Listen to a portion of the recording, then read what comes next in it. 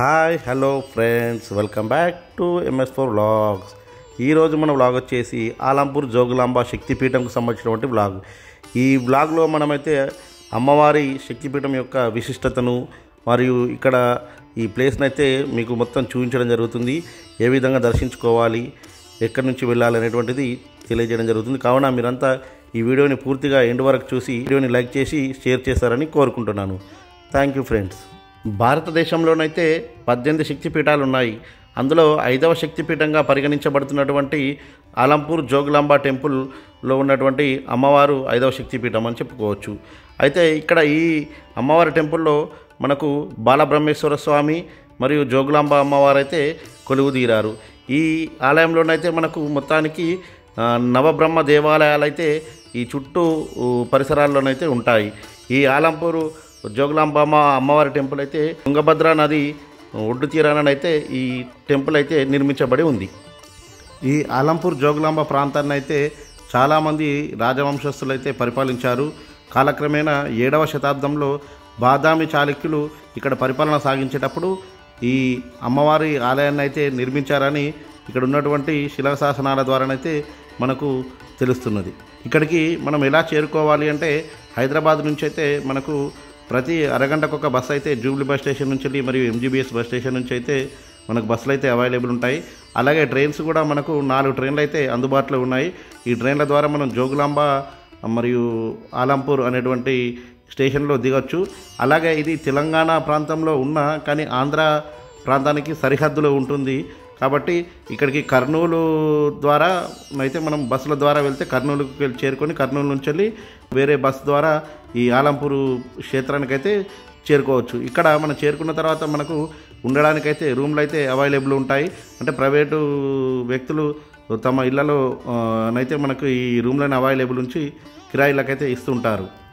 హైదరాబాద్ నుంచి అయితే సుమారు 220 కిలోమీటర్ల దూరం ఉంటుంది ఈ ఆలంపూర్ జోగులాంబ క్షేత్రం. జోగులాంబ అమ్మవారి రూపమైతే మనకు వృద్ధ దేవతా మహిళా మూర్తి రూపమైతే మనకు కనిపిస్తూ ఉంటుంది.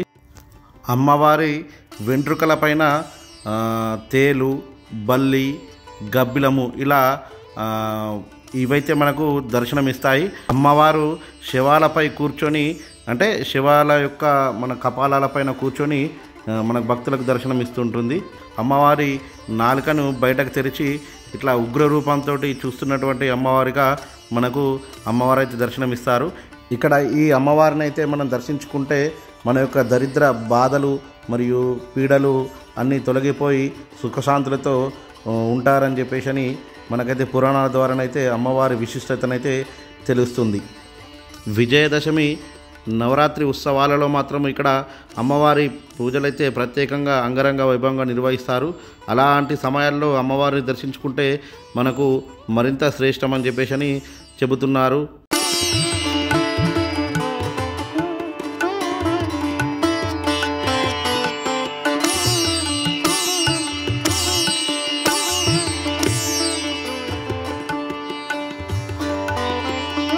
మనం ఆలయానికి చేరుకున్న తర్వాత లోపలికి వెళ్ళిన కొద్దీ మనకు చుట్టూ దేవాలయాలు కనిపిస్తుంటాయి.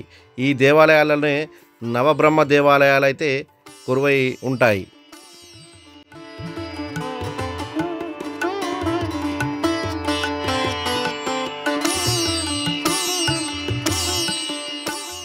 ఈ ఆలయం అంతా పూర్వము రాజులచే నిర్మించబడి ఉన్నది కాబట్టి ఇదంతా మనకు రాతితోనైతే కట్టబడి ఉన్నది.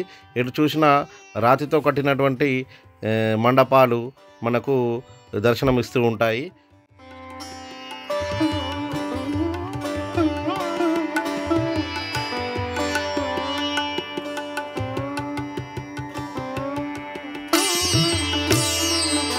ఇప్పుడు మనం చూస్తున్న ఆలయం అయితే బాలబ్రహ్మేశ్వర స్వామి ఆలయంలో మనమైతే ప్రత్యేకంగా దర్శించుకోవడం జరిగింది. ఇదే బాలబ్రహ్మేశ్వర స్వామి ఆలయము.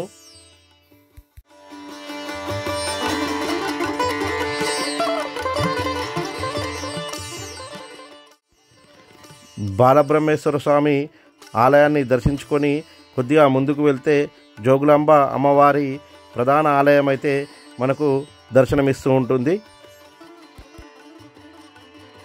పూర్వకాలంలో 1390వ సంవత్సరం లోపల బహమనీ సుల్తానులు ఈ ఆలంపూర్ జోగులాంబ ఆలయాన్ని భూస్థాపితం చేశారు. అంటే యుద్ధాలు జరిగే సమయం లోపలనైతే ఈ ఆలయానికి వచ్చి ఈ ఆలయాన్ని అయితే ధ్వంసం చేశారు. అందులో భాగంగా అప్పుడు అమ్మవారి ప్రధాన మూల విరాట్నైతే తీసుకెళ్ళి బాలబ్రహ్మేశ్వర ఆలయంలో ఉంచి పూజలు చేశారని చెప్పేసి చెబుతున్నారు.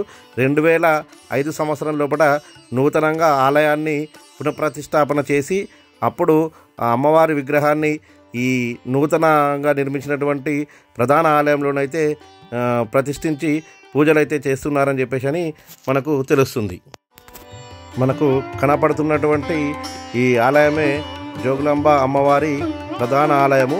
ఇక్కడికైతే మనము క్యూ లైన్లో నుంచి వెళ్ళొచ్చు. అక్కడ దాకా మనము వీడియో తీయొచ్చు. కానీ ఆలయ పరిసరాల్లోకి వెళ్ళిన తర్వాత మననైతే వీడియో తీయడానికైతే అనుమతి లేదు.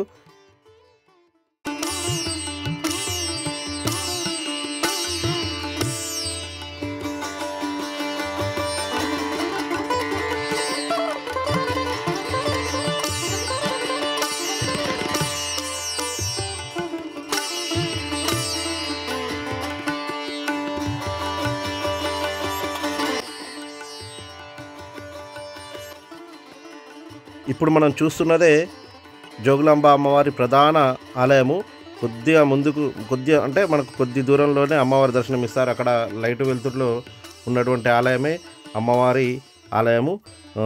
ఇక్కడ వరకే మనకైతే వీడియో తీయడానికైతే పర్మిషన్ ఉంది. వీడియో మనం దర్శనం చేసుకున్న తర్వాత ఇలా బయటకు రాగానే మళ్ళీ నేను వీడియోనైతే కంటిన్యూ చేశాను. చూడొచ్చు. ఇది ఓవరాల్గా జోగులాంబ అమ్మవారి నూతనంగా అంటే 2005 సంవత్సరం లోపల పునఃప్రతిష్ఠించినటువంటి దేవాలయము. భారతదేశం పైన దండయాత్రకు వచ్చినటువంటి బహుమనీ సుల్తాన్లచే మన ఈ ఆలంపూర్ జోగులాంబ ఆలయం అయితే విధ్వంసానికి గురైందని మనకు ప్రత్యక్షంగా అక్కడికి వెళ్తే తెలుస్తుంది. మన సంస్కృతి మీద, మన సంపద మీద ఏ విధంగా దాడి జరిగిందనేటువంటిది ఇక్కడ ఉన్నటువంటి ఈ ప్రస్తుత ఈ ఆలయాన్ని చూసినట్లయితే మనకు కన్నులకు కట్టినట్టుగా కనబడుతుంది. ఓవరాల్గా మనకు ఒక 5వ శక్తిపీఠంగా ఉన్నటువంటి ఈ ఆలయాన్ని ఇప్పటికీ ఎలాంటి డెవలప్మెంట్స్ జరగకపోవడము విడ్డూరము. చూడొచ్చు. ఇప్పుడు మనకు ఇక్కడ కనబడుతున్నటువంటి నంది విగ్రహాన్ని అయితే తల లేకుండా నరికివేశారు. ఇది మనకు అక్కడ మన సంపదను ఏ విధంగా విదేశీ రాయబారులు అయితే ఏంది, రాజులైతే ఏంది, మనల్ని ఏ విధంగా దెబ్బతీశారనేటువంటిది చూడొచ్చు.